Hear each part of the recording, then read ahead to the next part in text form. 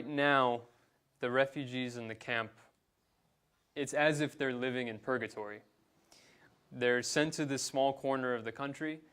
They're told that they can't work legally. They're told what food they're going to receive. They're told not to leave the camp unless they have a good reason. Even in addition to food, even the clothing that they have is more or less chosen for them. And so what they're facing is really, they're facing lives without any responsibility for themselves, without any choice. And that is incredibly damaging to the person. Now, what we've had success in doing within HEM is giving people responsibility again. To say that you're not just a refugee anymore in the way that people usually treat refugees. You're now responsible for yourself, responsible for your own personal development, your own studies, time management, everything. That rehumanizes people. That gives people dignity. And we're always seeking ways to increase that impact that we have on our students and also the community members at large who are also involved in some of our projects.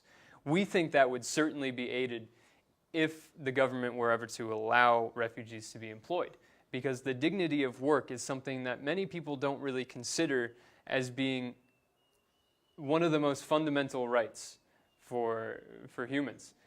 But the dignity of work is a fundamental right, and right now it's being denied to many people.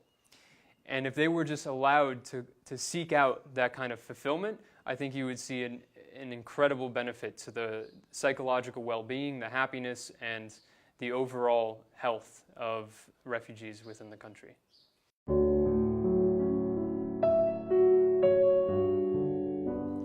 What we hear from the refugees that we serve is that they really like JRS because of the more human side of it.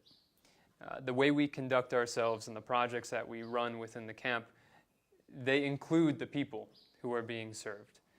And so it's not just a top-down sort of humanitarian aid paradigm. It's more of an accompaniment where you're actually walking alongside the people, hearing what their needs are, and then developing interventions based on that. And interventions which include the refugees as some of the people who are working on the JRS side. And so it's not about organizations coming in or Westerners coming in and saying, this is what's good for you, we're going to give you this. It's about people from different backgrounds coming together and deciding together what they think should be the better interventions. And so that's how JRS fundamentally runs within the camp. And I think that's had a great deal of success and of making JRS operations within Malawi very efficient and having a great impact. And I think you can also see that with the HEM project, where we are trying to bring in global experts and trying to bring in people with university credentials into a refugee camp, but to teach them the kinds of things that they want to learn themselves. And through that, we're also able to empower refugees who have backgrounds or have specific knowledge, lawyers, doctors, nurses, to then say you're no longer just going to sit in this camp without working, without having the dignity of work.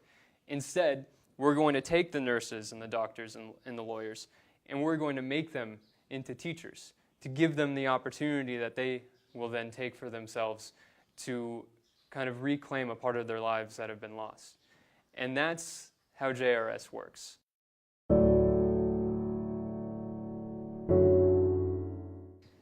Malawi can be easily forgotten among kind of the other crises that are happening around the world. It takes a moment of stepping back and realizing that there are refugees in this kind of purgatory and in this life everywhere.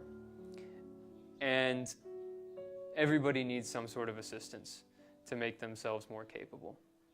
So I would encourage anybody who thinks that they may want to help to find out what the challenges actually are and find their own specific way of giving and their specific way of supporting us as we try to build a better community here.